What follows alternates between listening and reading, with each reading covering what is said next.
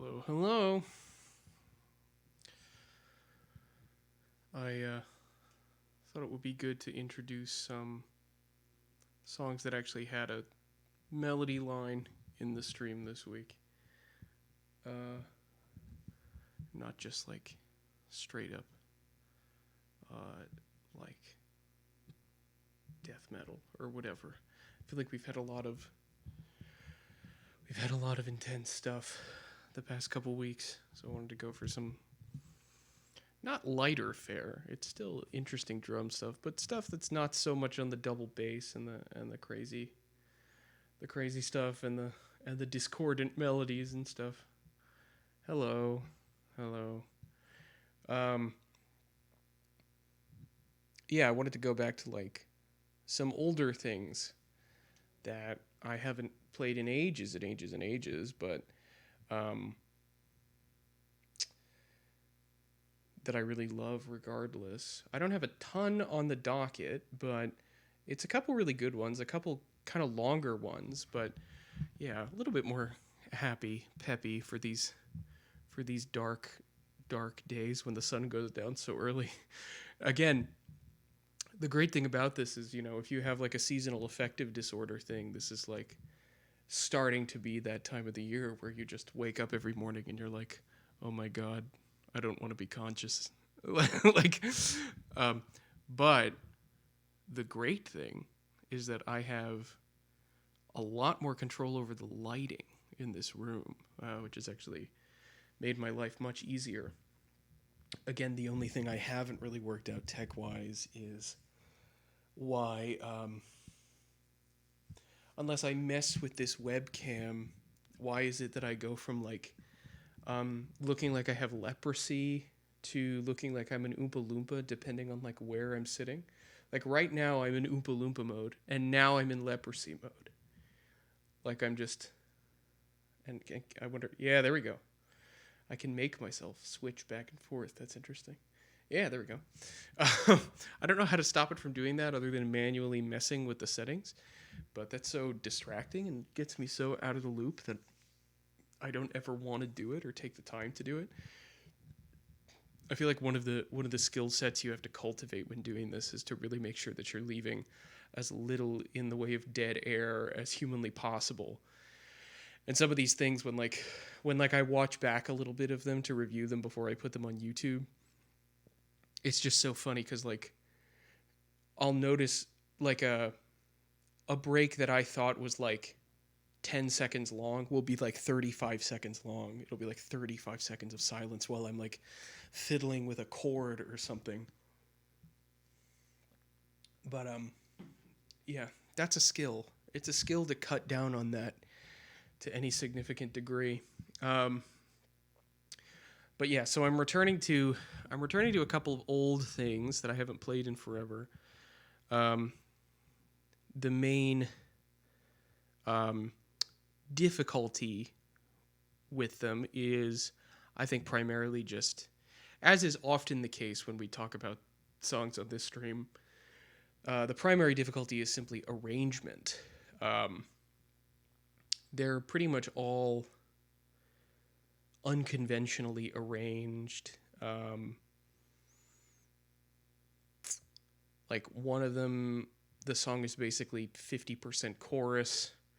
You know what you know what I mean? Like certain sections go on for longer than you might suspect. Um, and two of them are like kind of classic rock style tracks, which means that like a lot of the parts are kind of loosey goosey anyway. They're not like these highly choreographed technical logic puzzles that you have to figure out or whatever. They're like deeply free and somewhat improvised. I almost wonder if I can find a recording of the one. Um, there's a Led Zeppelin song that I want to play. Not one of the classic period Led Zeppelin songs though. One from I can't remember. Is it? It's the album that no one listened to that came near the end of the career. I think it was like In Through the Outdoor or something like that. But there's a great drum song on it. And the album version is great. But if you really are paying attention to the quality of the performances, I think you can kind of hear that not just John Bonham, but actually John Paul Jones as well, but both members in the rhythm section are kind of like not totally confident about the arrangement and like where the song goes. So that's the source of a lot of John Bonham's improvising on the track, is just that I think he's leaving a little bit of space in certain spots because it's not clear that he knows exactly what he wants to play at a given part, because it moves through the parts at different points so many times. But there's a live performance of it that is just absolutely stellar, and where he takes a drum solo in it that's just this blazing, like, it's almost like, like 70s or 80s period Tony Williams suddenly is in the band for half a second. It's just this blazing, like, 2-bar, like it's this insanely dense fast fill. I think it's this. Maybe we'll watch this and see. Maybe I'll learn some things about the arrangement while we do this. Let me see. To unmute the tab. Actually, probably keep it muted because probably we're going to get an ad for Liberty Mutual or something. Oh, no, Miller Lite this time. Perfect. This might be crazy loud. I guess we're going to find out here.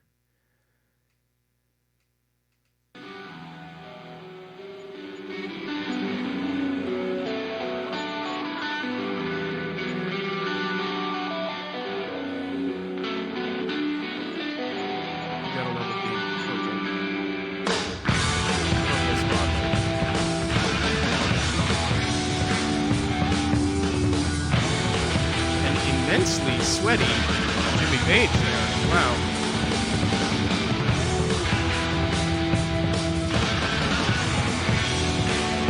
Just that motif is so great. That's part of what's attracted me to the song. It's just that. Da-da-da-da-da-da. When they told us we should go, as I turned to you, you smiled at me. I couldn't say no. Really killer bass line.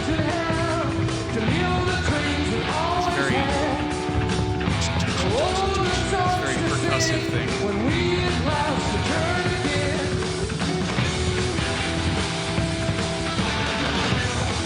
Just so crazy that they were sort of in their latter days of recording when this album came out. Like, this was really kind of a lame album, and just the live performances are still just so killer.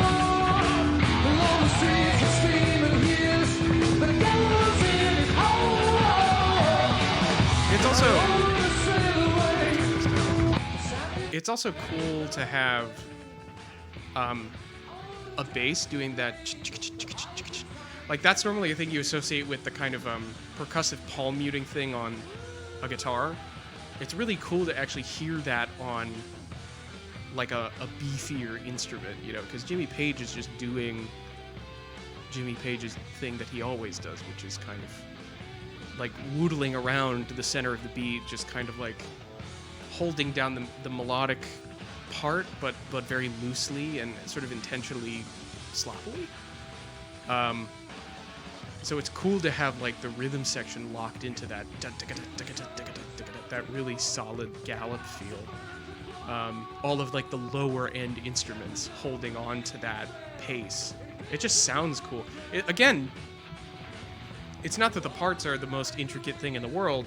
It's just that it's, it's a long arrangement that moves through its sections at a very kind of like lackadaisical pace, you know, so you just can't forget what comes when. And in the recording, it's not easy because, of course, like the kind of greasy sounding Jimmy Page guitar solos just like blare through everything else. So like this kind of weird arrhythmic solo is kind of like shouting over everything else that might actually attach you to where the beat is. So you really have to have very solid time, and it's very fluid and interesting. But this is almost more killer than the album version. And you'll hear at some point just the killer solo section with Bonham's fill too. Ooh, yeah, yeah.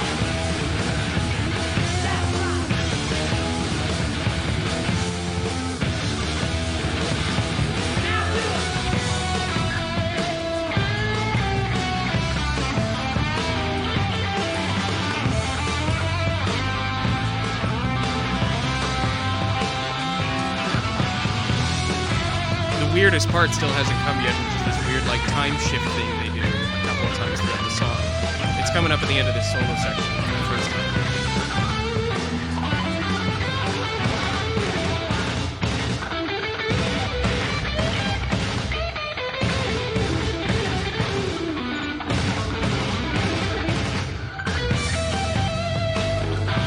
Weird, right? They also play that way faster here than they do on record. That's actually a constant problem on the record version. You kind of want to keep speeding up, but it's played with way less confidence on the record, so it's generally a bit slower. Also, we need to go back a couple seconds to hear that killer bottom fill.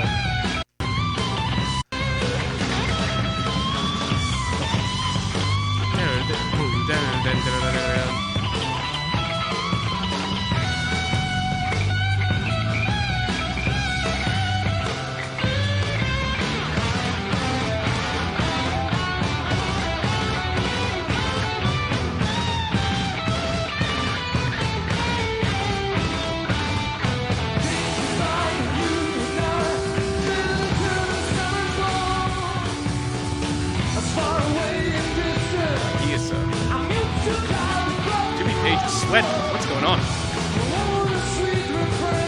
He's looking like me at the end of a stream. Wow.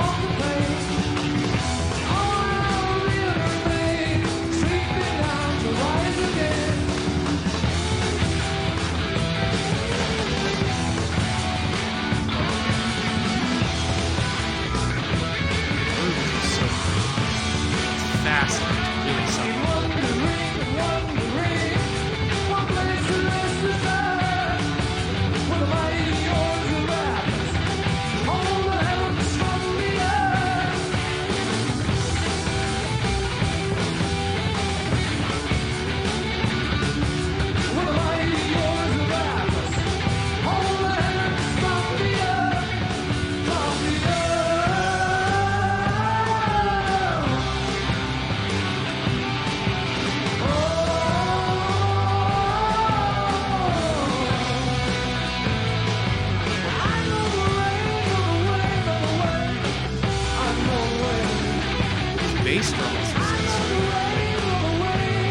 I don't know what the deal is. If it's like this is like a constant debate in the you know history of Western popular music, right? It's like, why are there certain people where you can tell it's them the second they start playing, no matter what it is that they're playing? And Bonham is a sort of especially unclear case to me, because I do believe that his playing is extremely characteristic of him particularly. Like, he always sounds like himself. He never sounds like he's imitating anyone. I don't think he could if he tried. You know what I mean? Like, and there's all these stories to that effect, that he was not like a particularly great chameleon. You know, you can find a couple of clips of like older rockers saying like, oh yeah, he was like a, you know, like the orthodoxy has sort of solidified that he's like maybe the greatest rock drummer, at least of all time. If not more than the greatest rock drummer, right? But you can find all these clips of like old rockers, Keith Richards and stuff like that, talking about him and being like, oh yeah, he's like a fantastic player. He's a little heavy-handed for my taste, but he's a great player. Like drummers really love Bonham, but sometimes it's a little more split when it comes to other instrumentalists and stuff like that. And what's interesting about it is, yeah, he sounds like himself. And because of that heavy-handedness, and because of the stories about his personality as a player, the way that he played everything kind of intuitively, he didn't necessarily have like a great rational understanding of like musical structure or anything like that. I don't think, not only does he sound like himself, I don't think he necessarily even could if he wanted to. You know what I mean? Like, he is not, if you were to compare him to like a later drummer, it's like he's really not in the mold of a lot of the drummers that came after him, like, I don't know, like the Kenny Aronoffs of the world, or like, he's not like a Max Weinberg type figure, right? Where like he could really blend into any band setting or whatever. It's like, no, he pretty much is going to play the way that he plays. And so certainly he has like a characteristic personal sound to his playing.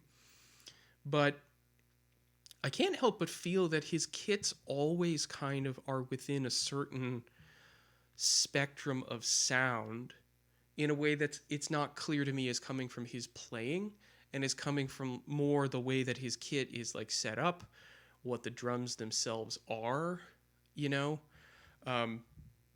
Particularly, I would say like his bass drum always sounds like, he never sounds like he could just be some random player. The second you hear the kick drum in most Led Zeppelin songs, you're like, that's Bonham's kick drum.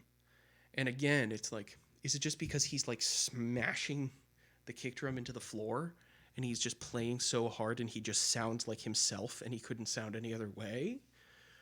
Or is it something about like a combination of things where it's like the way that he played these specific Ludwig kits at this time and the microphones that were being used at this time?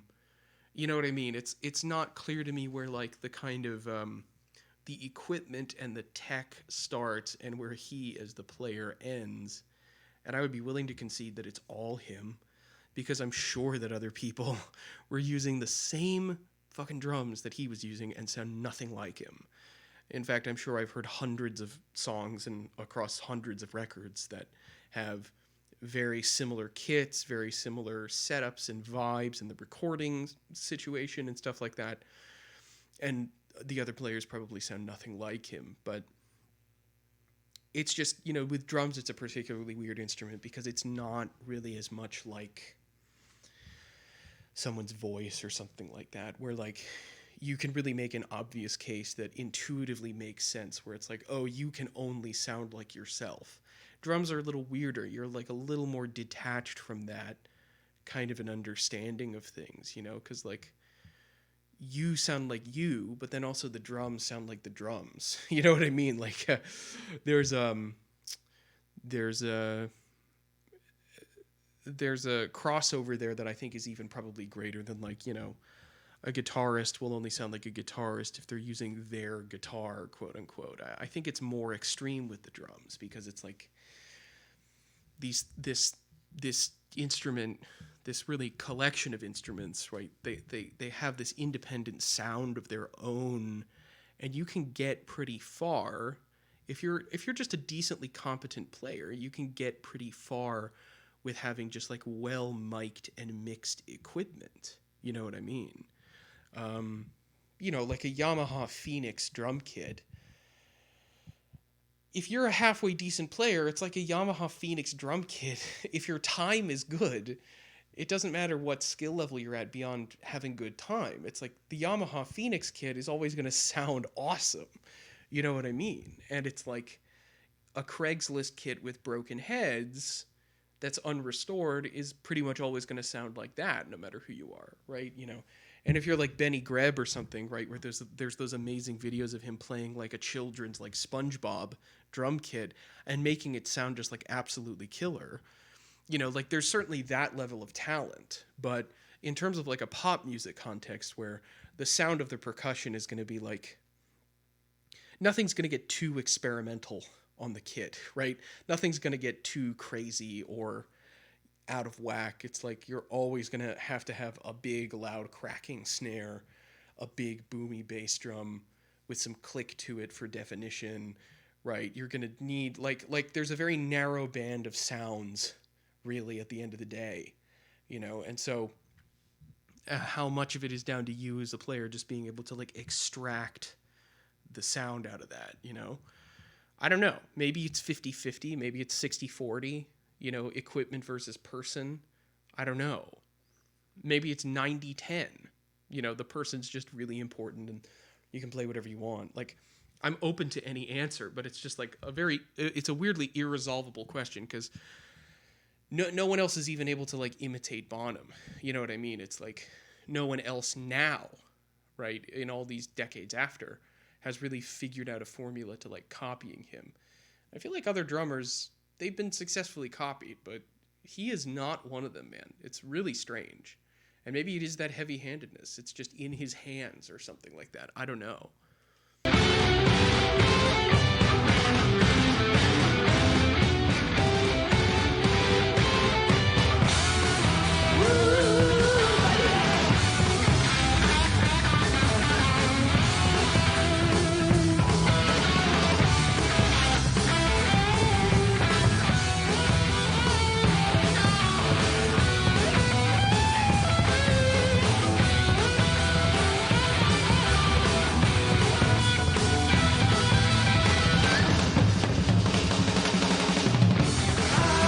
Oh my god. That's it. I forgot what it sounded like. It just goes past you at like a million miles an hour and it sounds so good. Oh my god. I'm not even sure that it's like exactly the right number of notes either. Like, ugh.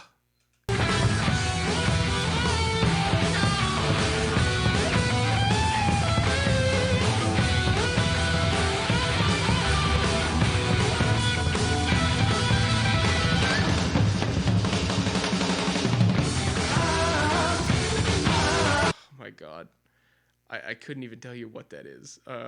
It's like, wait a second.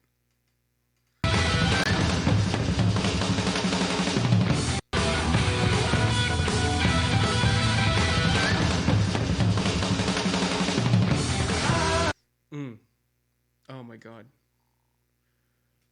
it's so good. I don't know exactly what it is. It's something like, I'll see if I can figure it out. It just sounds so good. Again, those big boomy toms and stuff like that. Oh, it sounds so good.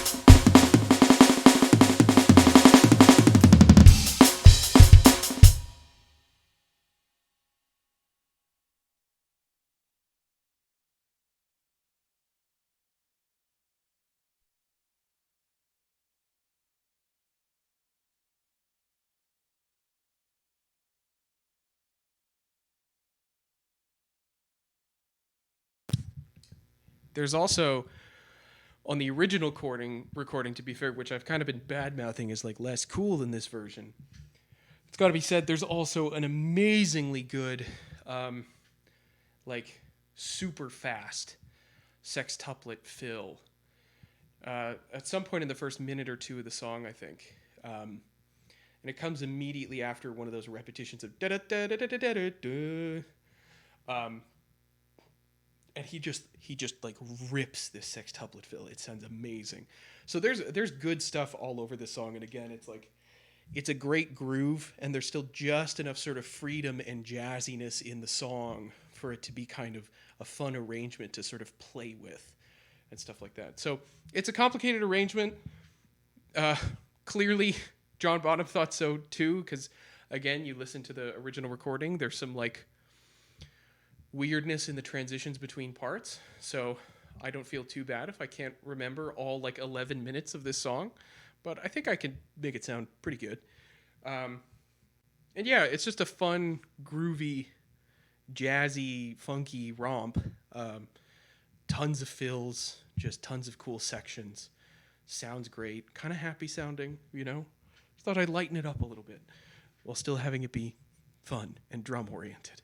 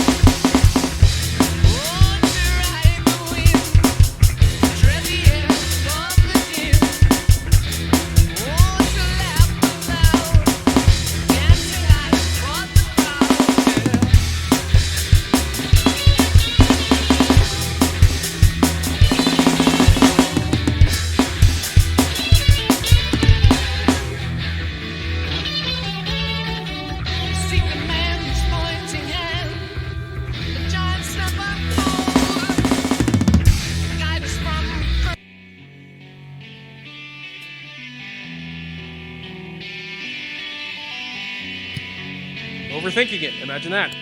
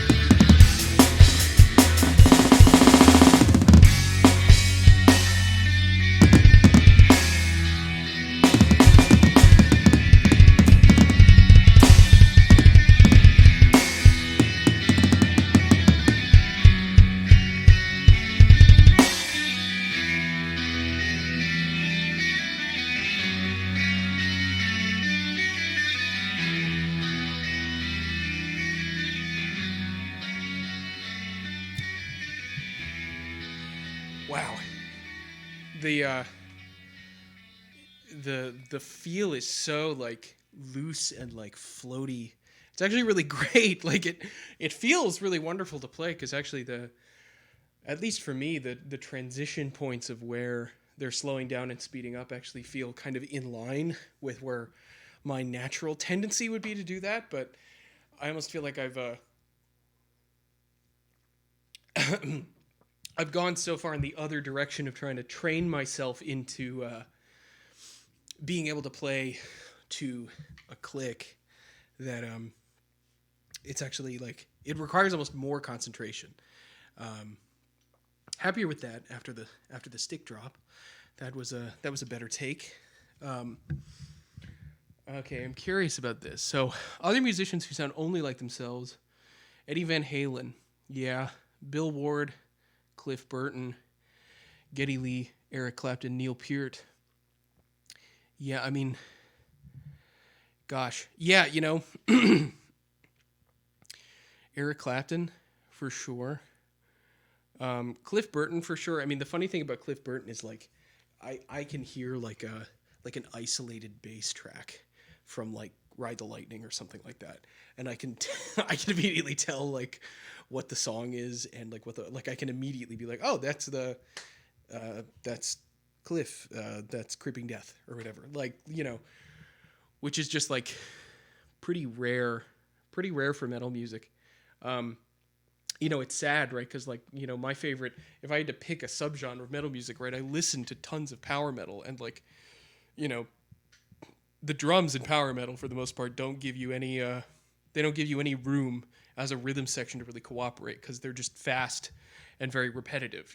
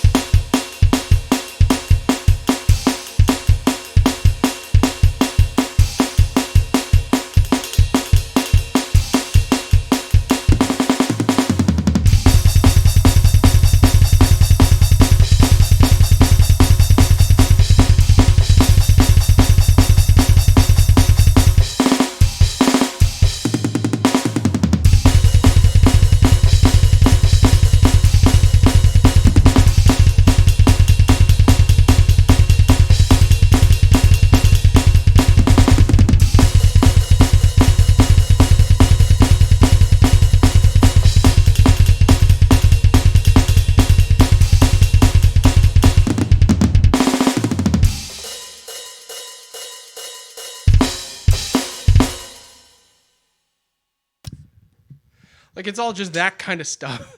That was about 10 different power metal songs. I was imagining about 10 different power metal songs in one when playing that. That was like uh, a Rhapsody song, um, uh, uh, what's the band? Hammerfall. That was like a Rhapsody song, a Hammerfall song, an Unleash the Archer song, and like a Battle Beast song all in one or something like that. They don't give you a ton of room, but so it's an amazing thing, particularly in a faster form of heavy metal, to be able to stand out in the way that Cliff did. I mean, particularly because even the parts that you could say are like more the approach that he used was much more sort of like stock metal bassist. Um, he still chose to do the stock thing at really interesting moments. Like the moments where he just chooses to double the guitar part an octave down are really interesting because like he matches like the Master of Puppets riff, right? Which is like kind of too fast for a bass. You know what I mean? Like maybe a more conventional bassist would have done a little bit more of like a slidey type thing and then would have just hit the accents in that riff if he was going to match the guitar. dun dun dun dun da da dun dun dun dun da. You know, he would hit those, but then he would kind of maybe slide between those. There would be some other things, but no, like he chooses to finger pick that at the same velocity that the guitars are. So like even when he's playing something that's like very conventional heavy metal bass playing, he makes an interesting choice even then. You know what I mean? Because he'll pick a really hard riff to match. You know what I mean? So it's interesting. And then, but yeah, like, you know, so much of, you know, thrash metal, power metal, you know, it's all got that basis in like the oompa beats and stuff like that, which is like you aren't given a ton of like dynamic range to play with as the bassist. You just kind of have to go like dun dun digga dun digga dun digga dun dun dun dun. You know what I mean? Like that's about as adventurous as you can get a lot of the time.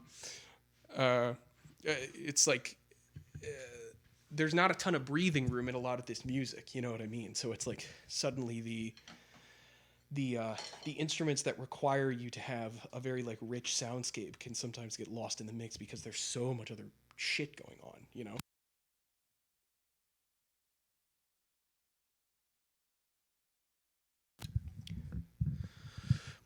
Cliff also used a lot of distortion and pedal effects, which was very new at that time. Yeah, like I always thought that was kind of fun. Like I never understood why it was just like why do only guitarists get to have fun with like pedals and stuff like that. You know what I mean? It seems like, you know, as someone who's not coming from any sort of a background of guitar oriented music at all in my own playing, it always struck me that the most fun thing if you were a guitarist would be the pedals. Like the pedals are just so cool. Like why would you not play with the pedals? And in fact, I'm actually kind of like a stan for some people who say that for some guitarists that say that people say that they overuse pedals, right? Speaking of Metallica, it's like everyone gives Kirk shit for how he uses the wah pedal. But you know what? Like my favorite guitarist on the planet, who's my favorite guitarist because he's in my favorite band, right? Andre Ulbrich from Blind Guardian. Guess what? No one bitches about how Andre plays his solos, and guess what? He just slams on that wah pedal constantly. Let me find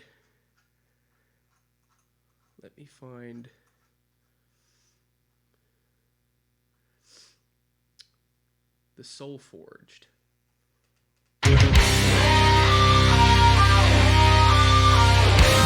You can already hear it there, right? The amount of wah that is in that.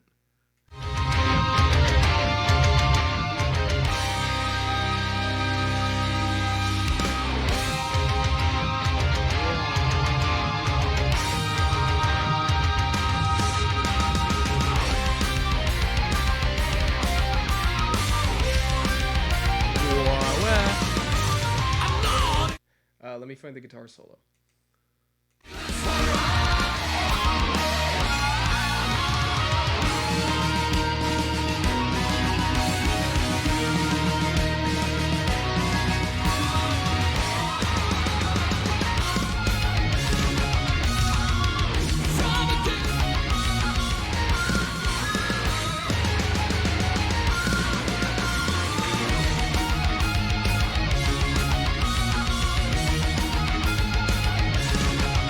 Listen to the guitar in this verse.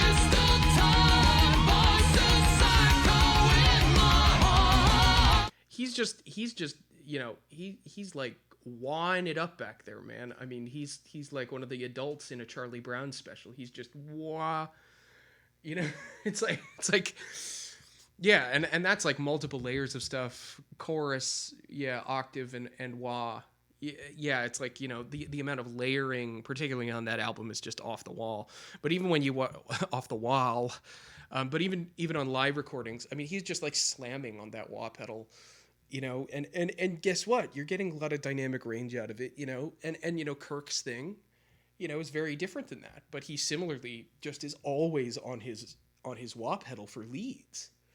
And you know what? He's doing something completely different. He's not doing a sort of neoclassical thing where he's trying to imitate like, you know, the timbre of like the changing timbre of a note on a violin, right? Which is kind of like what the guitar solos in Blind Guardian are doing oftentimes, right? But he's more doing a blues thing.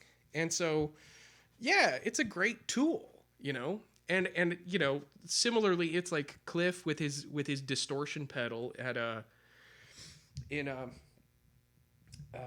For Whom the Bell Tolls and stuff like that. It's like, why not? You know what I mean? I mean, again, I think one of the greatest heavy metal albums of all time, um, Slaughter of the Soul by At the Gates. I wonder if I can isolate the bass in it so it's actually audible, because I have a couple of the songs. I have a couple of the songs in Moises.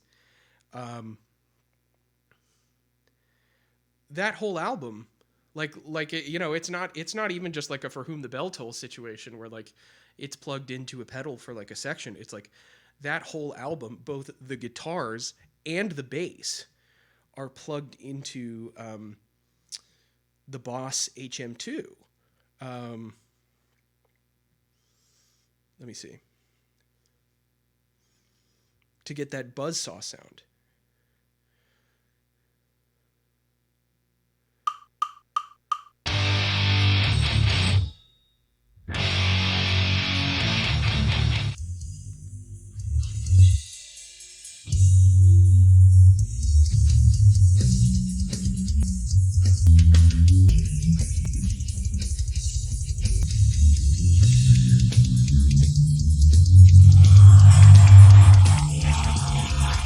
Yeah, so this is the bass. Wait a second. Let me just take out the vocals. I haven't played this in forever, so the Moises AI is actually worse here. So it needs to reprocess it, which it's doing currently. But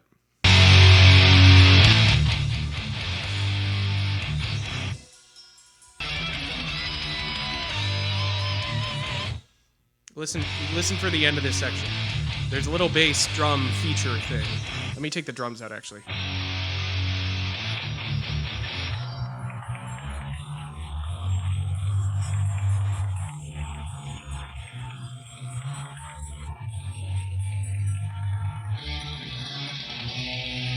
You know, that boom,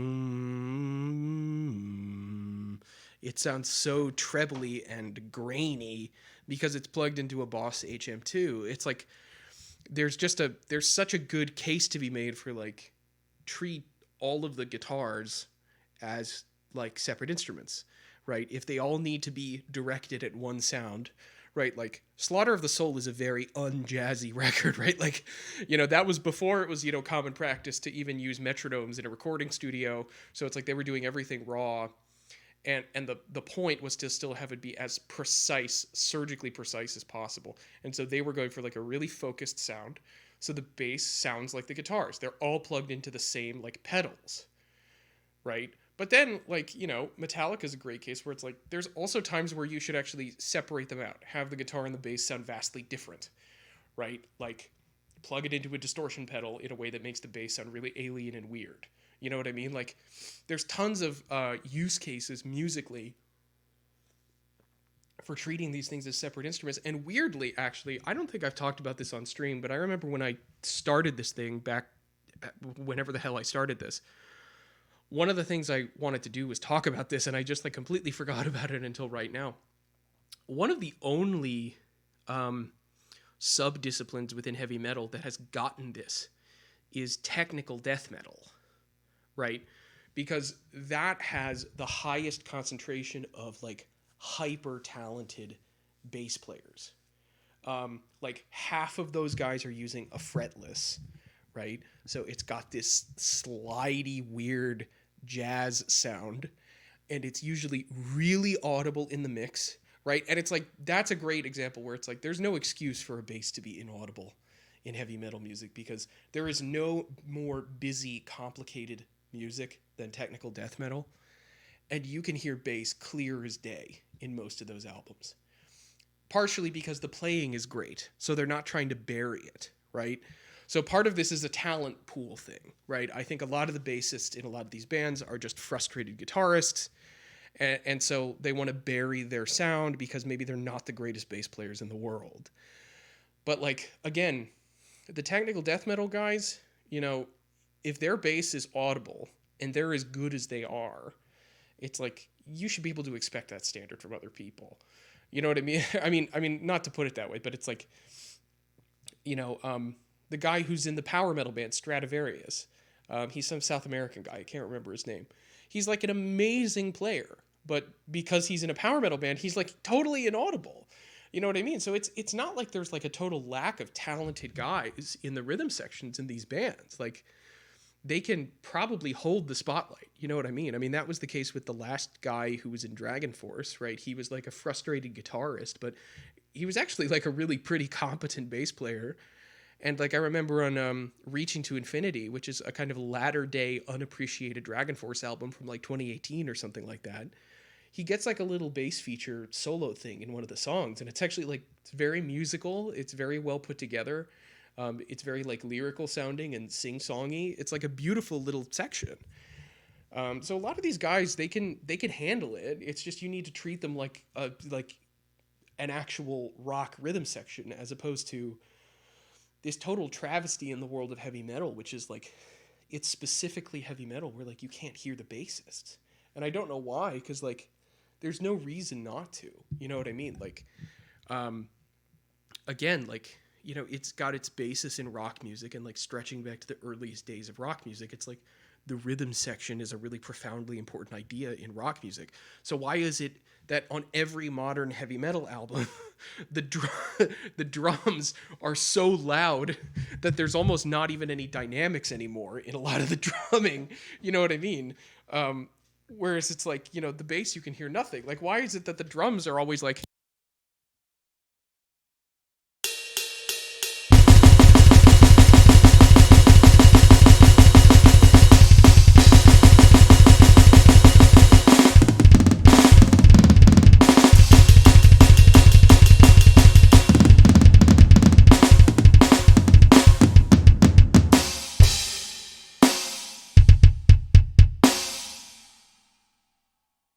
Like, why are the drums so loud, and then the guitars are so scooped that like they're basically interrupting the actual tonality of the bass, and so all you're ever hearing of the bass is like an occasional little rattle or gurgle of a string on a fretboard.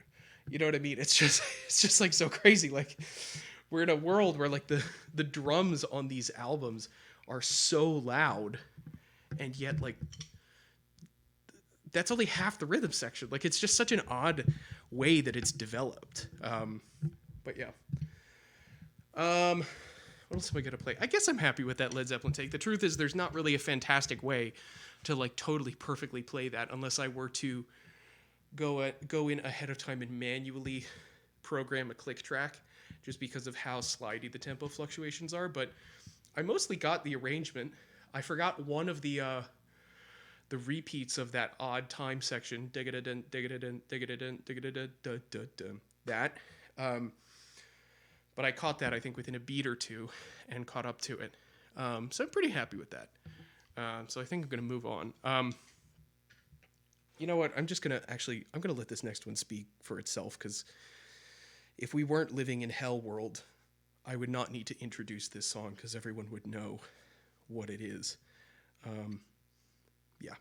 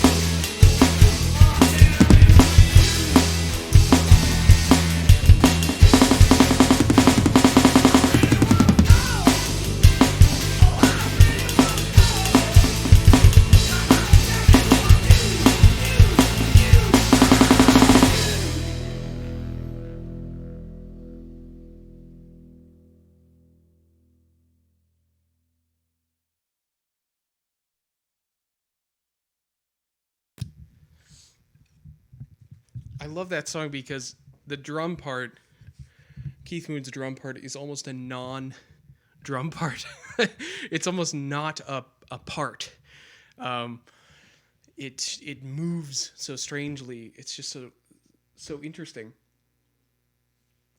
It's so unconventional, and also so weirdly groovy. I mean, the amazing thing about that song, I should look to see if it has a Wikipedia page, because I would be shocked if those first couple of measures with the keyboards and stuff like that, I would be shocked if that wasn't sampled later, like a decade or so later, for like early hip hop, because like it's a weirdly kind of funky part. It's almost easy to forget is there. But yeah, such weird, interesting rhythmic stuff going on between that intro and then Keith Moon's drums, which like I think there's a video of the tracking on this song. I think there's a video of them playing this in the studio, and Keith Moon just looks like he's like losing his mind the entire time. I'm pretty sure it's this song. Like even just him like playing that like 16th note thing on the hi-hat, he plays it so strangely. Oh yeah, okay, I wonder if it's this. It might be this. Let's see. Oh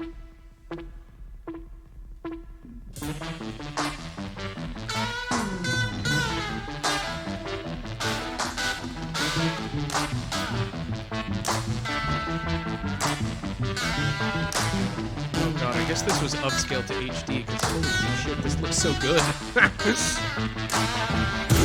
Look at it! Wearing a shirt that just says Keith. A red shirt that inexplicably says Keith. And look at those drums. No front head on the bass drum. Hi-hat on the wrong side.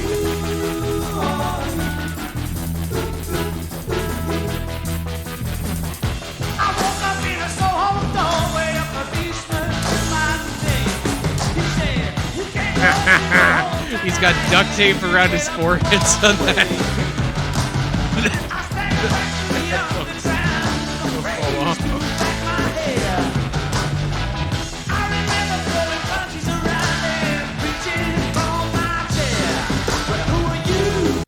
God, that's definitely live. That's a live recording too, because because that's not the part that's on the original song. He's just playing whatever. That's amazing. He's just I mean, it sounds amazing, right? But he's just playing like.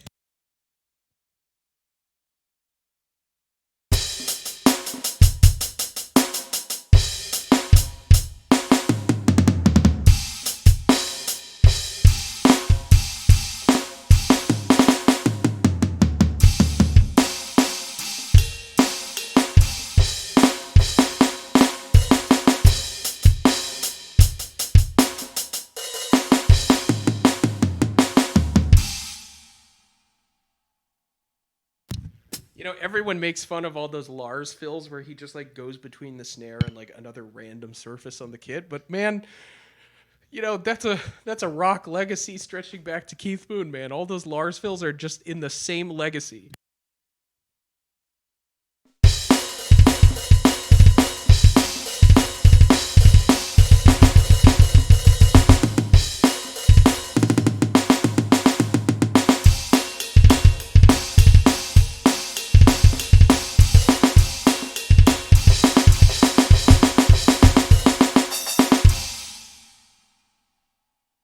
It's in that tradition of all that weird manic playing, you know? It's like, it's just amazing. And then of course everyone else, it's like, I mean, the benefit to a chaotic drummer like a Keith Moon or even like a Lars, right, is that the time of everyone else becomes really immensely locked in, because you really can't rely on the drums to be this like constant repeating force that's never changing or whatever, you know what I mean? So like you really need to have solid time. If you're like, you know, if you're John Entwistle there, it's like, you know, You got to have your own internal metronome, man, because Keith Moon is not going to provide one for you. Other names on that list of people who sound just like themselves. So we talked about Cliff Burton. I mean, Neil Peart's another amazing example. You know, like some of those weird fills in throughout actually 2112. Just like in the overture and in Temple of Syrinx. You know what I mean? It's like you can replicate them on a kit, but like the specific voices that he uses, the specific drums that he's using, and then the way he attacks them is like very him, you know, like there are these weird sextuplet fills in the overture in 2112 that, like, again, he's using some kind of weird timbale type drum or something, so that's the first thing. But you know, he does like a 7-stroke roll, but he doesn't do like what a studio drummer at the time would have done, which is like a very tasteful, rudimental roll, you know.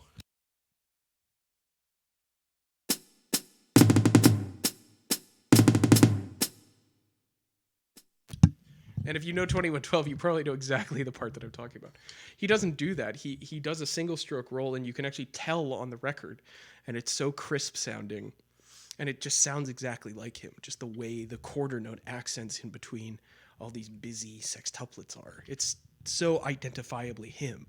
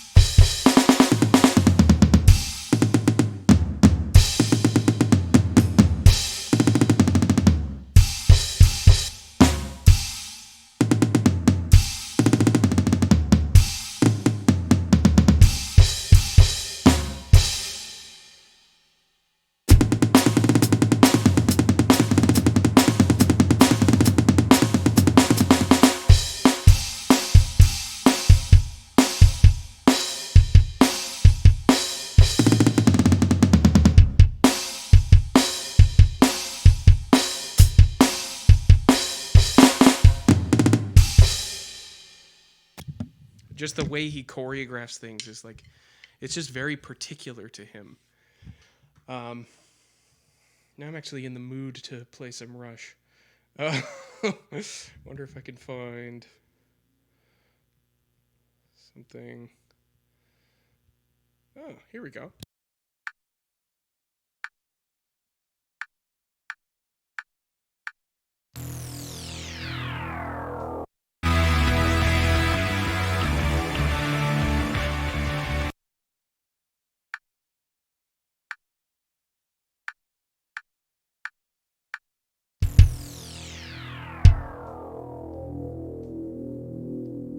A modern day warrior, mean strike. Today's Tom Sawyer, mean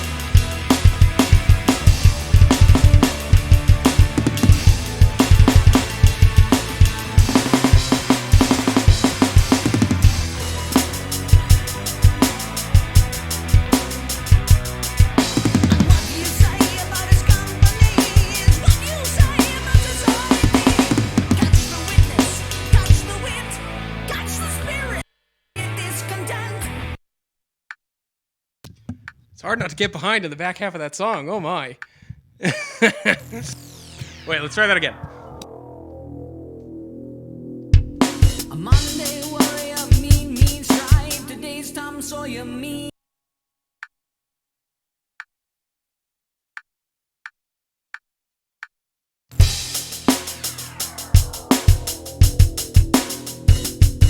A Monday warrior, mean strike. Today's Tom Sawyer.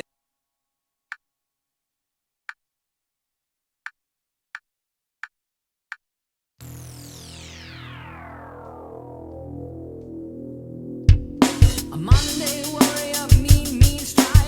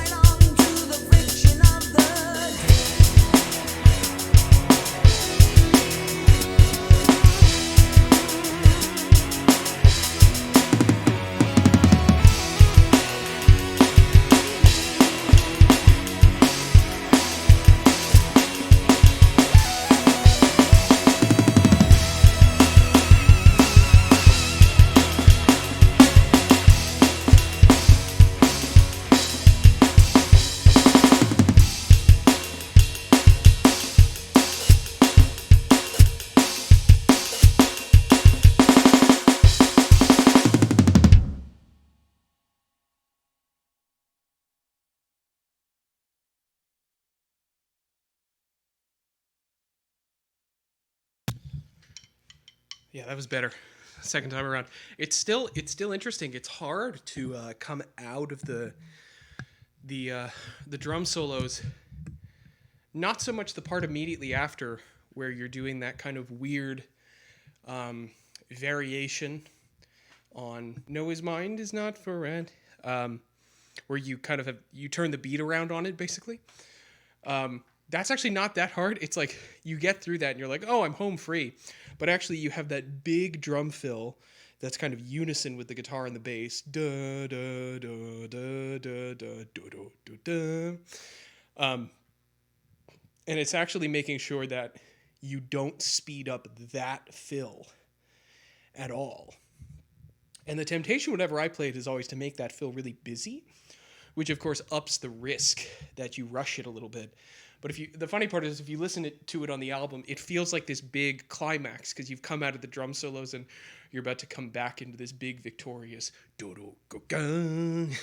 so you think that fill beforehand is going to be like super crazy, like Mike Portnoy style or something. But it's actually really not. I think it's actually basically, it's pretty simple. It's something just like,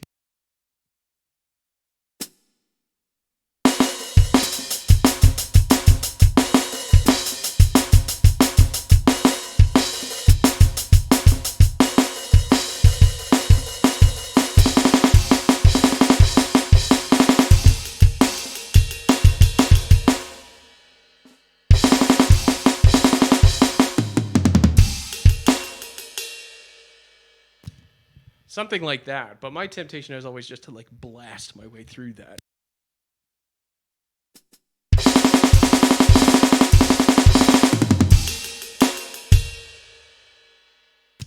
Which maybe that works in isolation, but when you actually have to play perfectly in time with the sort of surgical metronomic precision that those that those three guys had recording a song like that, you can't really mess around that much. Again, it's like, I said this after we played a bit of Livia Strangiato before, but there's something about the arrangement of some of those songs that I think is harder than like modern, super techie prog metal and stuff like that. Because there's something about the synthesis of like, they didn't have computers, right, to fix their playing, really. So it's like a raw performance combined with the difficulty of the arrangement that I actually think makes it much more difficult to replicate than just in some ways, an even more objectively difficult song. You know what I mean? Like, even like Dance of Eternity or something like that is like, at least Dance of Eternity was recorded to a metronome. And, you know, it feels very solid. You know what I mean? Like, you know that the time's not going to get all screwy on you. Whereas in a lot of these songs, even when they're very precise, there's still just little hints of like human, you know, just kind of time dilation stuff going on, even if it's like little micro time things, you know? It's very interesting. That was pretty good though. My drums sound a little weird in my ears tonight for some reason. I feel like actually maybe it's because this is the first time I haven't been sick in like 2 months. And so my hearing is actually fully back, so I'm not used to hearing as much bass frequency because my ears were all blocked up before. But no, yeah, everything sounds a little different. So I'm like, oh God, am I where I think I am in these songs? Because all these songs sound slightly different to me now. Let's see.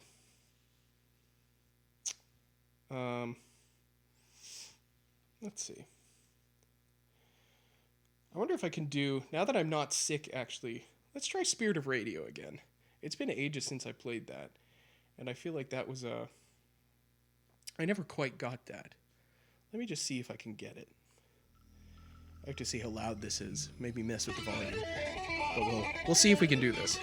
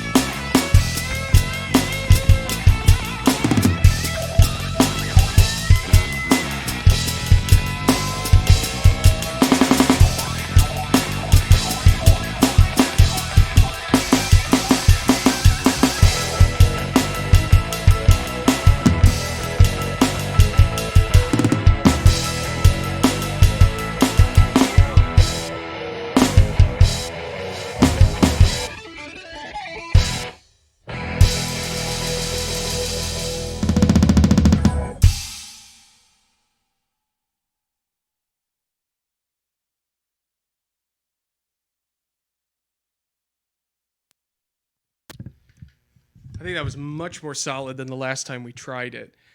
Again, it's just like remembering the song not as a schematic and remembering what the actual sound of the recording is, right? Like not thinking of it in terms of like this mathematical equation of like, oh, here's the weird intro.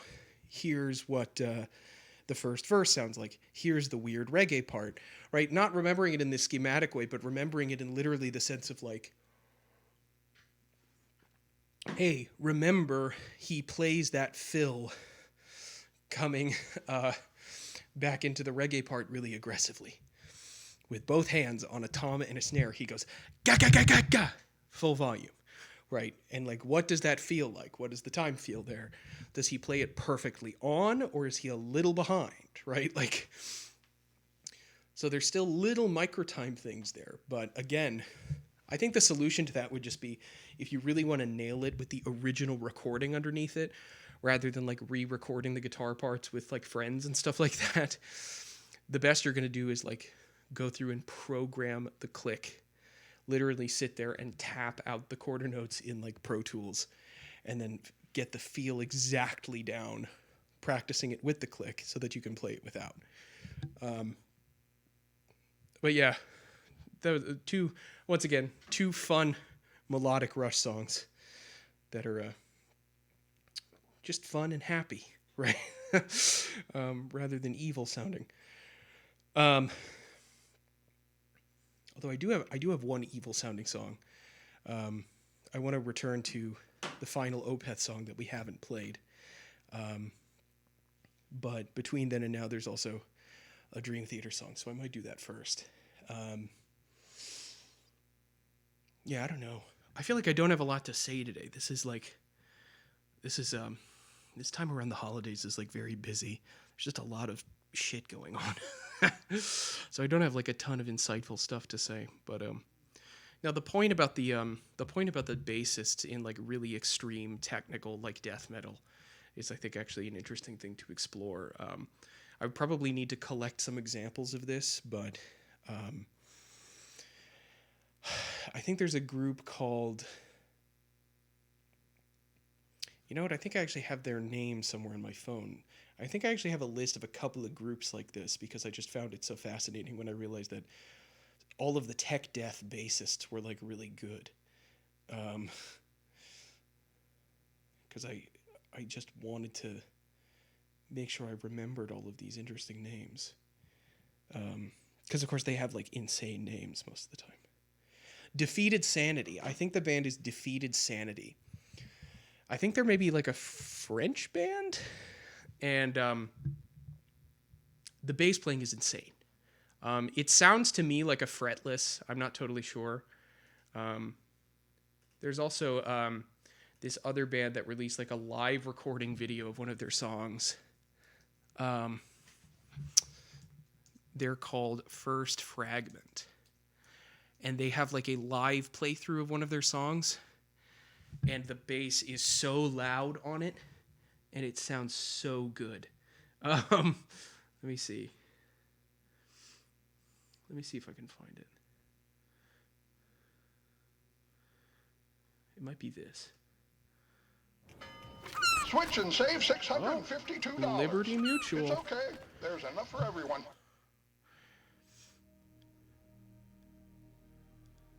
Oh my god, is this another ad? Oh my god, 2 ads in a row. Wow.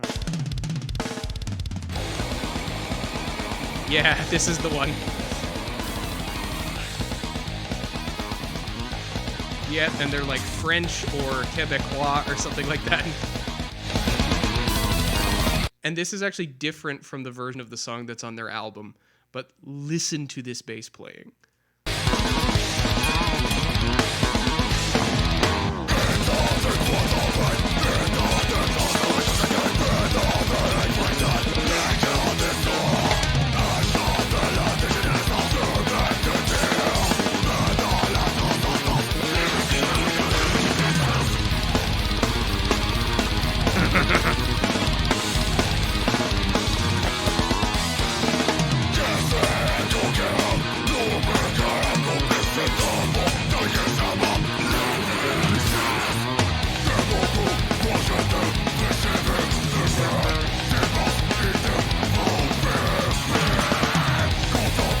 like he's playing fingerstyle bass and he's doing like counterpoint harmony with these like neoclassical guitar lines. It's just like, I just love it so much. It's so, and you know what's amazing about it is like, again, that's different from the version that's on the album. And I think even some of the members are different by that point. Like I think the actual album version is a couple of those musicians are different. I think the vocalist is different and stuff. But no one gives a shit about the vocalist in this music because it's basically guitar nerd music. Like you're listening to it for the composition, not really for the guy screaming, right?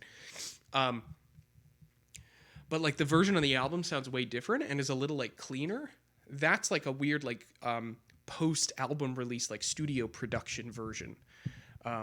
With that music video, and that is like, I actually prefer this one a lot. Because you can hear the bass better, but actually everything sounds way different. And what's funny about it is like technical death metal is almost converging on like fusion jazz or something like that, in the sense that like the music has almost started to sound like that mix of that video is, which is like everything's really closely cropped and tight and in. And like there's very little excess noise, and it actually kind of sounds like shit, and it's a little like tinny sounding, specifically so that you can actually hear the detail of the playing in all of the instruments, and you can get all of the ornamentations and all of the sort of natural fluctuations, because the music is so precise and on it, and the playing is so good that if the players are actually truly like legendary level status, you actually want to hear the little dynamic shifts in like, you know, the blast beat on the snare. You want to hear that one of the hits on the snare is like a little weak and shitty. You know what I mean? Rather than like the Pro Tools thing that's on the album, which is just like like maximum velocity snare drum or something. It's becoming a little bit more like naturalistic and almost jazzy.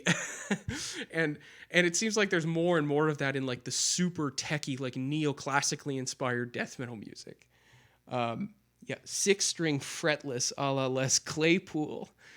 Yeah, I mean, it's the playing is crazy. And that I actually recommend First Fragment. That's that band. I recommend Defeated Sanity, and I recommend First Fragment. They have some really amazing bass playing. And the rhythm section all around is wonderful in those bands. I'm not even going to try to pronounce that because it's French, and I refuse to believe that the French exist. But it's Le Serment des Sions official music video. Go like watch this or go listen to this album, and then go listen to the album by Defeated Sanity that has a very yellow looking cover. Both of those albums have some really incredible bass work on them. But there's more. I'm sure if I thought about it, I could think of some more super techie extreme bands that have some amazing rhythm sections. I mean, even going back, going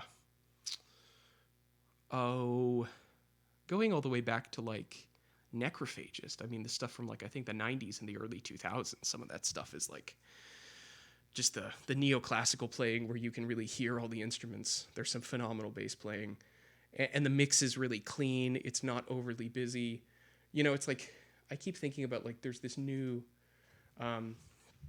Stradivarius song, which is like, you know, a great kind of like sing-songy, fun, poppy power metal band, and like their new song, like very little is going on in it. It's like a very kind of samey sounding song, but the mix is inexplicably like really dense.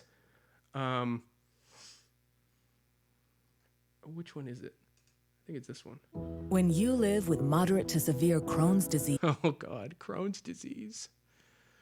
I guess it thinks I have Crohn's disease. Why does it think I have Crohn's disease? That's interesting. I guess when you don't actually like use your Google account for anything other than like what I use the Sticks and Thrones account for, which is just to watch stuff on stream, it gives you like the commercials that it gives you during live television, right? It just gives you like the most generic commercials. Like this song is like a straightforward pop song that happens to have like metal or instrumentation, and like listen to how dense the mix is, to the point where like the guitars are just fully blended. You can't tell the difference between even like the two guitarists' different tones.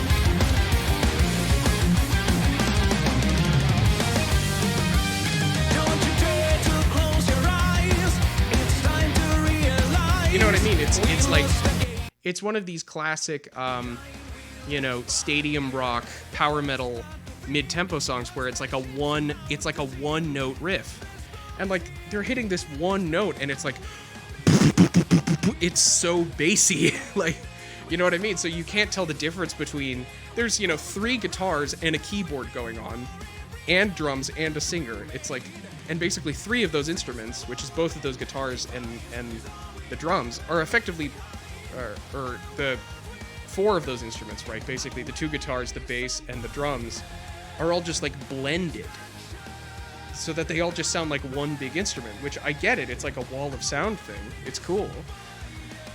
But, you know, Herman from Dragon Force watched this video, and he was asked like what he thought about it, and basically the way he feels about it is similar to exactly how I feel about it, which is like, you know, he was like, you know, when we were starting Dragon Force, we took a lot of inspiration from like Visions and those early Euro power metal albums that Stratovarius was doing, and like, what happened to it being fast? What happened to it being like blazing and stuff?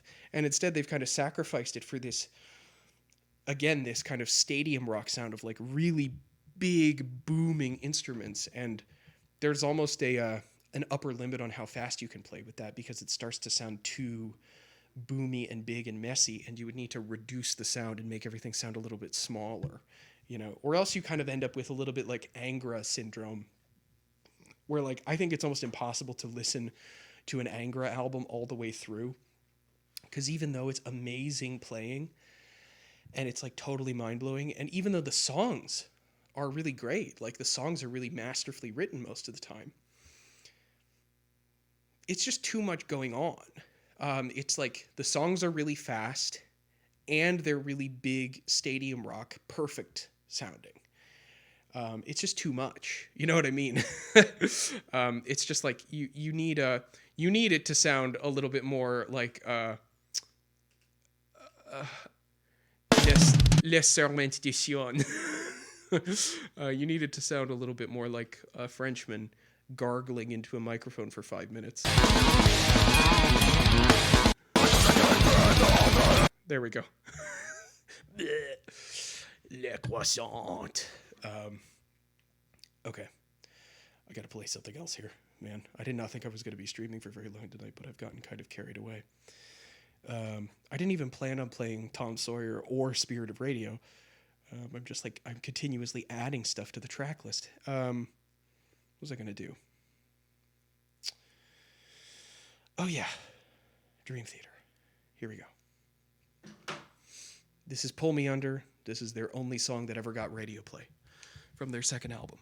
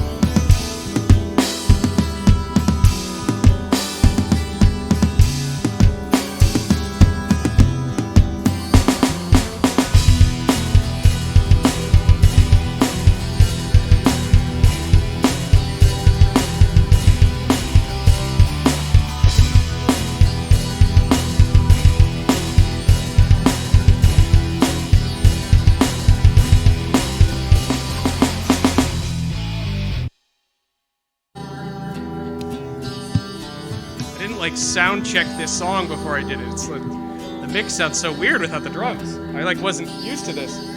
Wait, let me try this again.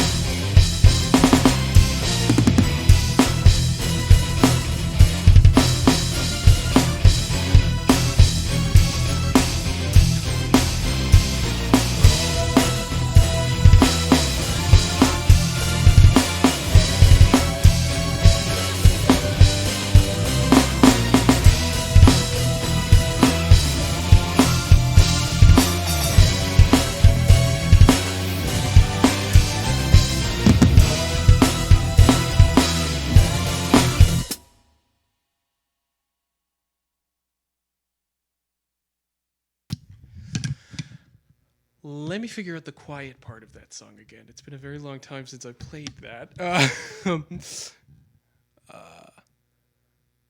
You need more of that John Bonham slip and slide. It's true, actually. I know. Yeah, some sort of a big boomy sound where you can be. I mean, that's the advantage of all of those older styles of drum recording. Is like the sound was so big and beefy that like if you're a little ahead or behind, the sound's all kind of happening at the same time anyway. So you don't have to be as precise. Let me just try to figure out the quiet interlude section there because I completely forgot that there's like a snare pattern in there. You have to do like a Roomba snare pattern. That's kind of important to hit.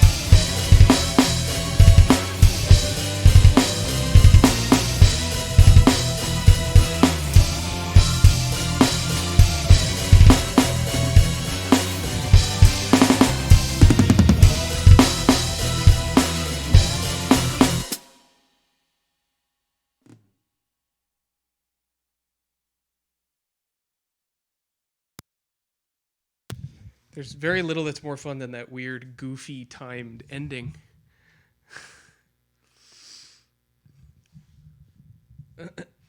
Hello.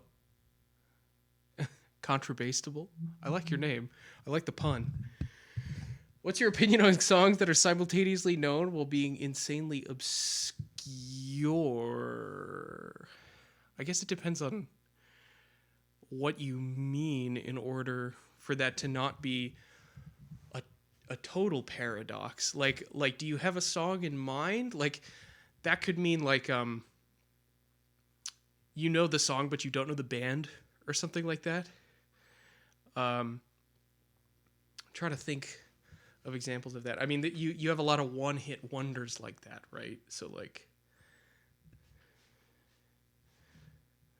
the most mysterious song on the internet.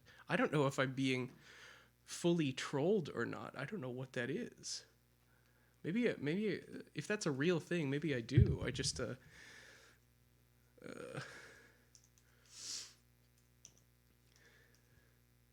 oh, it is a real thing. Oh, what is this? I feel like I've maybe heard this.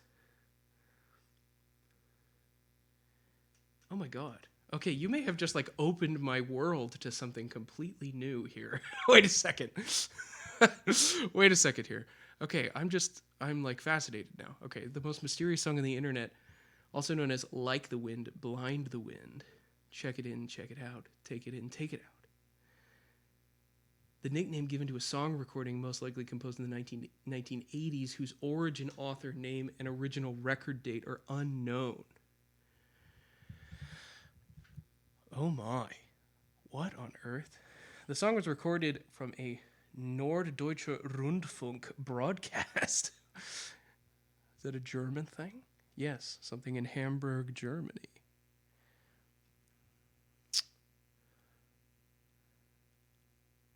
Okay, so this is one of these things where like everyone is now collectively trying to figure out what this is. Okay. The mystery of the unidentified song gained viral popularity in 2019 when a Brazilian teenager named Gabriel da Silva Vieira began searching for the song's origin after being informed about it by Nicolas Zuniga of the Spanish record label Dead Wax Records. Wow, this is intricate, man. Wow. So what is the deal? Assuming this is not just like a full-on troll here, is this like a real song? Does it not, like, does it sound good? I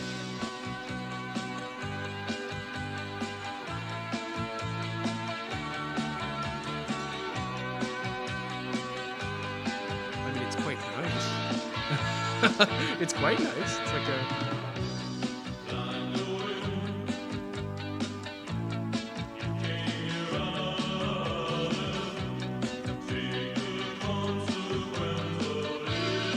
It sounds like... What does it sound like?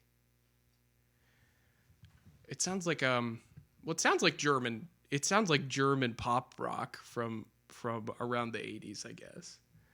As far as anyone knows, everyone involved might not even be alive. Wow. Wow, that's fascinating. So I mean, okay. That's interesting. So as always, a Brazilian teenager comes to the rescue, I guess, and discovered it. It's always interesting. Like, I'm trying to think of some other stuff like this. I feel like there was over the last couple of years, there were like a couple of channels that were documenting some of these weird, like, internet mystery, these weird internet mysteries. Plus side, good copyright free song. You know what? That's a good point, actually. Let's just, you know what we're going to do? Let's solo over the most mysterious song on the internet.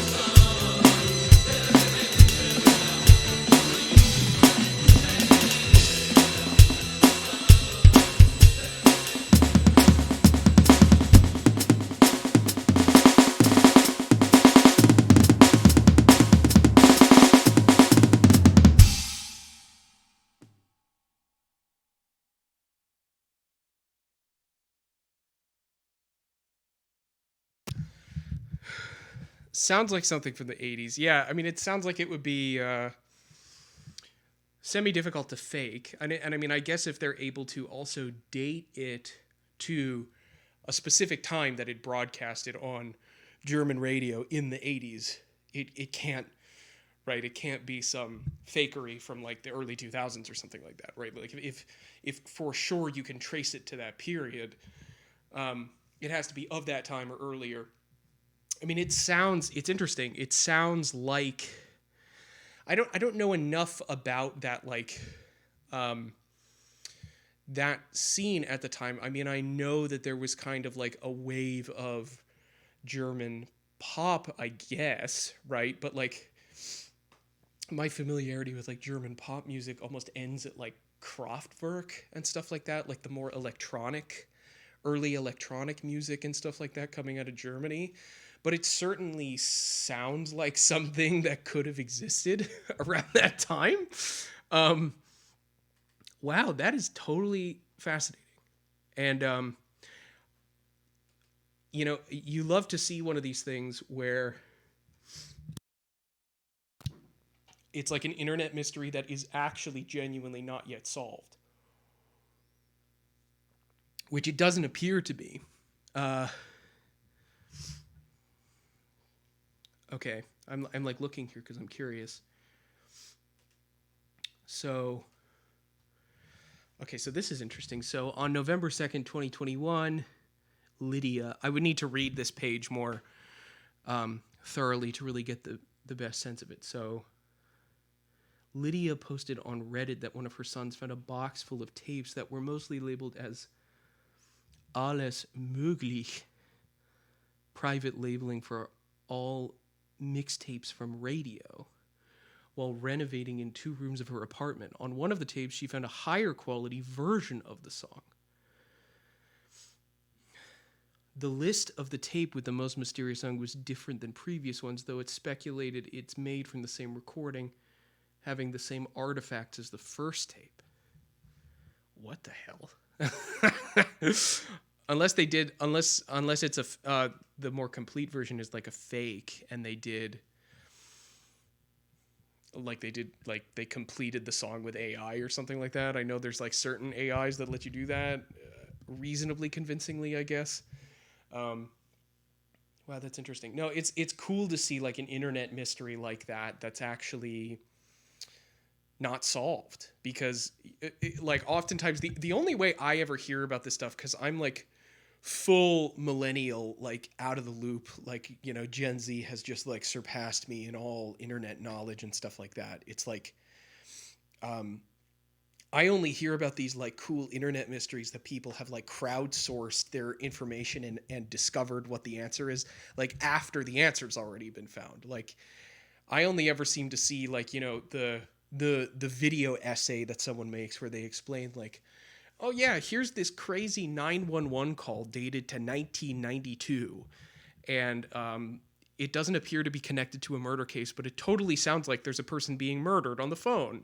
And then basically like hundreds of hours of labor from like people on Reddit or whatever goes into people trying to figure out like what it is. And then, here I am at like 1:00 in the morning, like staring at my phone, like, oh, this is interesting. And like, it's a half-hour long video and you get to the end of it and it's solved already. You know what I mean? But it's cool when you can discover something that's not actually solved yet. You know what I mean? Like, it's still nice that the internet is this place where people can be like, what the hell is this? I found this weird tape. And then, yeah, you can try to assemble information from all your different sources. Does playing it create a singularity? Yeah, I feel like maybe I feel like that was like the Ring tape or something like that, and now I'm cursed. It's not a super threatening song to be cursed by, to be honest. Now the funny thing that's weird about it, looking at the Wikipedia page, is that it's all of these like, I keep seeing like South American names. So it's like, a Brazilian teenager began searching for the song's origin after being informed about it by Nicolas Zuniga of the Spanish record label. And then there's like and then there's like a Venezuelan kid, and like, so I guess it's also like a particular fascination for like South American kids. It's very interesting. You are cursed with the knowledge that it exists, yet you will never be able to listen to their other songs.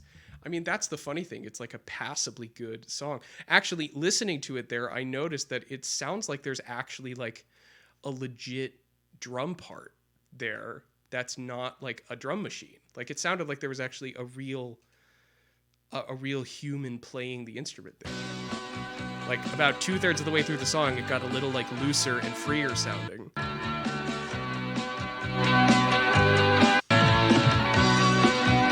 Yeah, like there was a drum fill there.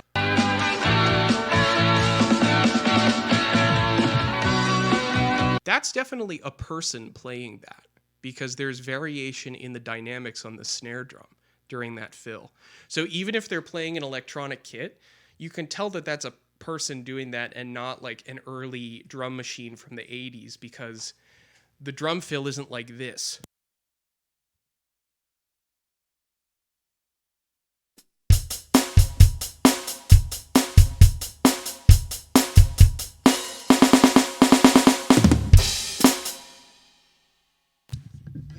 It's not like that. That would indicate that it's at least like a drum machine, right? So that could be someone programming that, and maybe there's not even a real musician involved, right? Yeah, the fill, if it was played full velocity, every stroke sounding the same, it would indicate there's not a person there, right?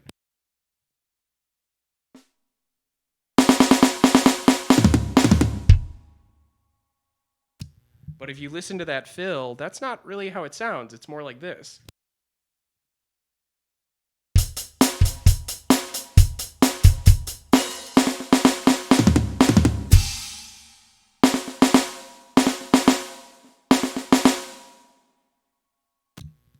So here's how it would be if it was just a robot drum machine playing it from, just an 80s drum machine on a loop. I'll play it the robot way the first time and the real human way the second time.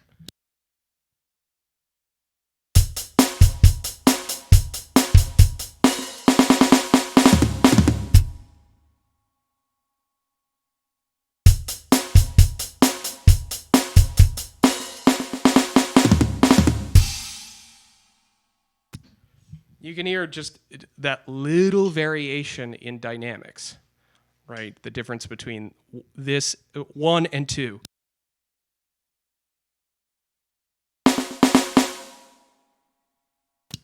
That's a real human, right? And this could be a drum machine because there's no dynamics.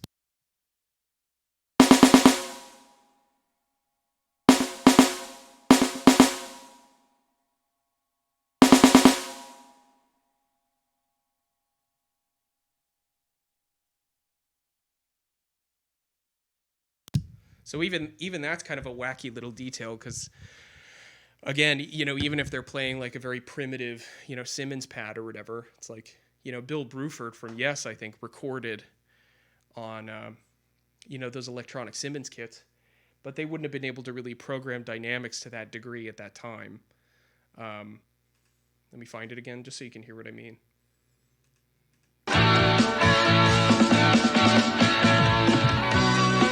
That's a person, man.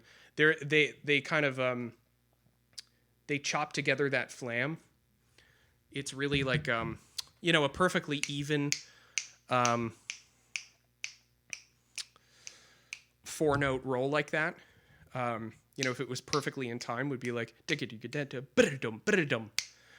it's not that. It's more like it's instead of like this,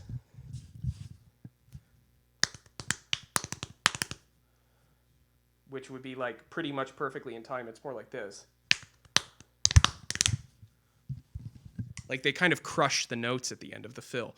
So that's a human's time, which is interesting, because that even adds, there's a human fingerprint on it somewhere, right? So like it's not just some creation of like a studio where there's no musicians involved or something like that. It means that someone actually had to get into a recording booth, to record an instrument besides the vocals, right? Which is which is interesting because, you know, some of these like weird, you know, I mean, even like modern guitarists, right? It's like 95% of the time they just have, you know, they just plug, you know, an InstaDrummer sound pack that they like in, and they just make a drum track, right? And then they like throw that into their DAW software, and that's like, you know, what they use for the drums. There's no human percussionist involved at any point, but there's a human playing a drum there, which is very strange.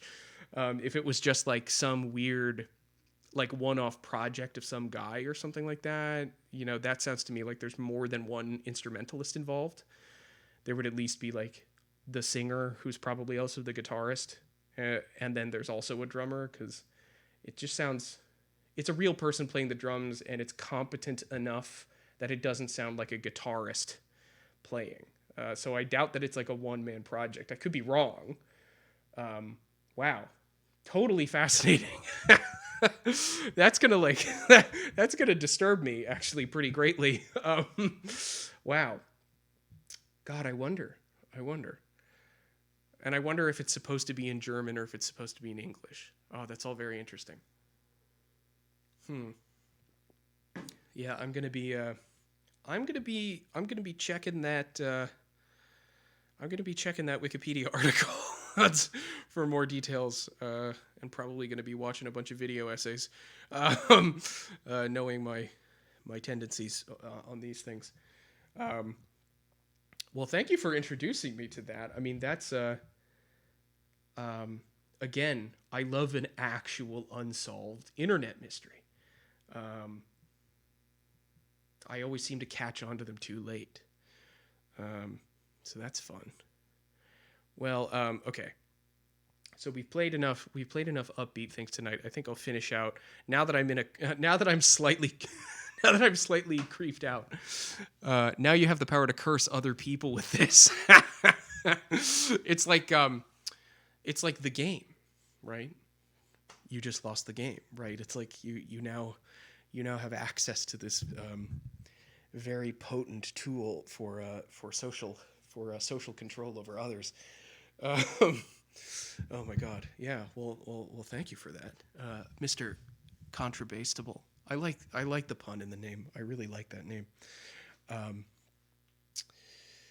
Are you a contrabass? Now the real question is, are you like an instrumentalist or are you a contrabass singer? Right? I mean, that's the real question. What kind of musician are you? Or is it just a pun? Because if so, it's also a very good pun. Gosh, I'm really quite disturbed now.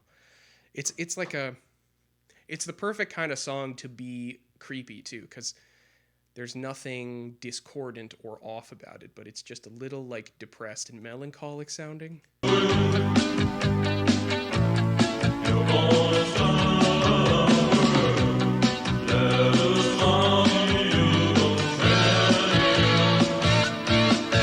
It almost sounds like it's copying another song's chord progression, but I can't quite tell. There's another like classic rock song that has a similar feel to it, but maybe an octave up. Like I think sung like an octave up. That's very interesting. Okay, well, I've been going for ages here. I'm going to finish it out with an appropriately creepy Opeth song, now that I'm fully creeped out. By the way, weird thing, Opeth is, when I post these to YouTube afterwards, Opeth is only blocked in Russia for some reason. Like it's copyright, like there's no copyright claims on it from any other country on the planet, but for some reason just Russia doesn't want you spreading around Opeth songs. Very strange. Possibly an incantation to summon the dragon's breath. I mean, I'm gonna be honest with you. The more I think about the song, the more I think about it, the fucking creepier it is. I mean, genuinely, like if I think about it too hard, I'll get wigged out.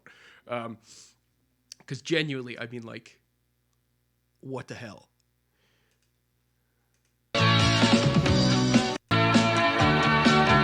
I can't listen to it anymore. I can't.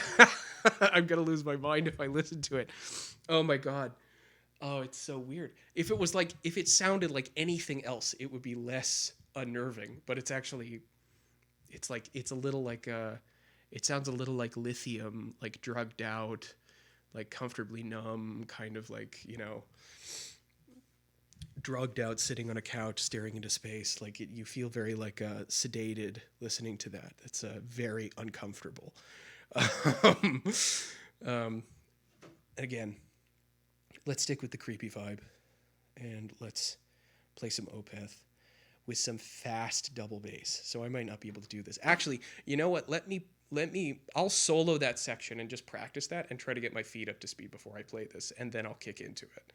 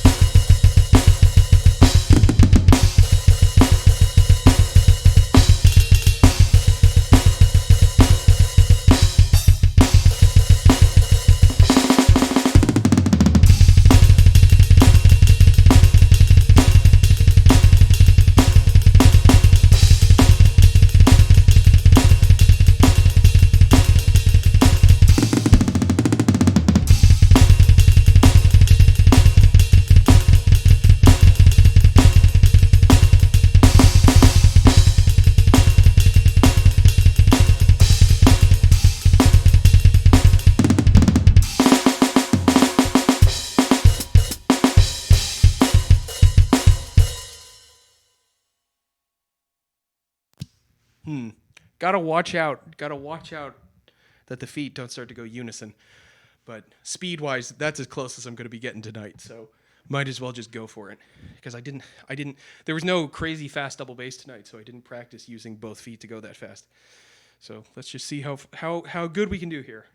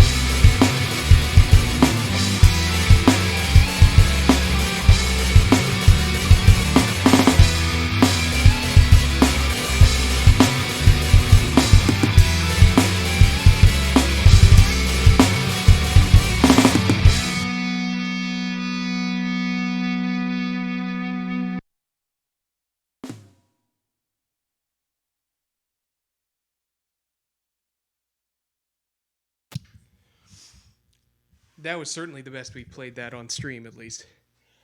I'm telling you though, now that I'm not actually sick anymore and like my head doesn't feel stuffy and stuff like that, I'm telling you, the songs sound way weirder. Like in the actual in-ear monitors, when I'm trying to mix it with my drums, like when I'm practicing and stuff, it's taken a lot more time to get the balance of stuff right. Like that was something where it was like if I didn't really feel confident about what the arrangement of that song was, I would have been slipping in and out of time a lot more because it's just like everything's much more bass heavy. Everything sounds a little bit muddier to me. And the drums don't sound like they have as much like crack to them. It's almost like there was so much like treble in my ears, and now it's like mixed in with all of these lower frequencies that I just wasn't hearing. Sounds really alien, actually. But hopefully it doesn't sound like total garbage out there in streaming world. I don't know. It just, I feel like it sounds different, but I know that that's probably not possible because I haven't really changed any of my settings on my rig here or anything like that. So I don't know.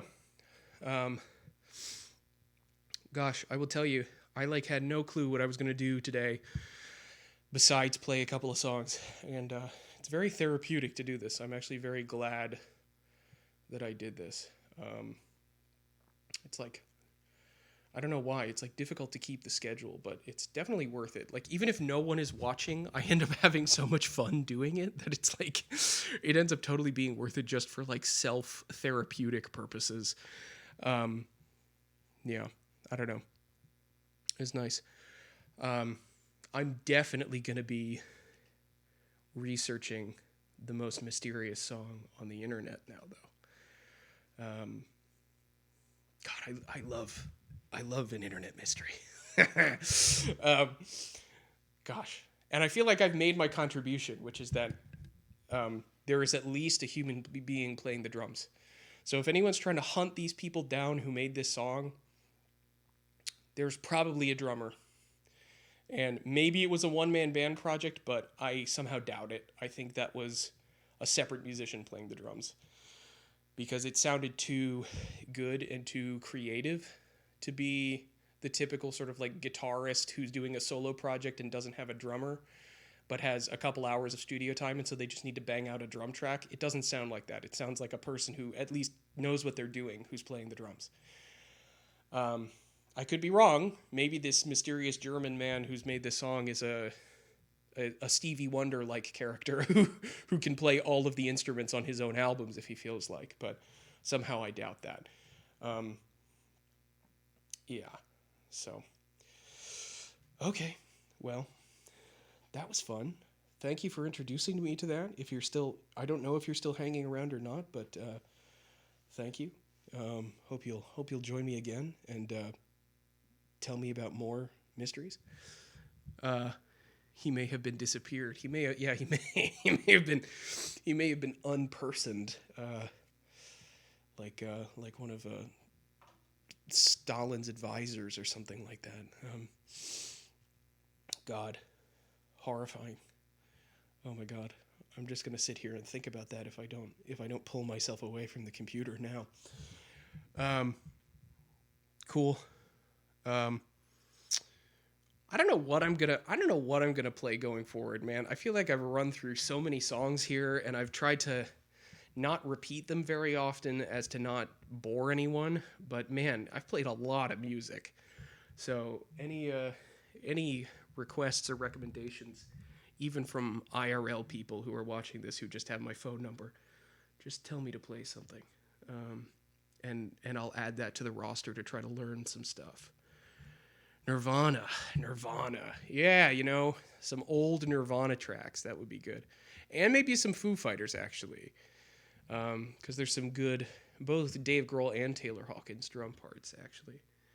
I could almost certainly play, speaking of Dave Grohl drum parts, I could almost certainly play Song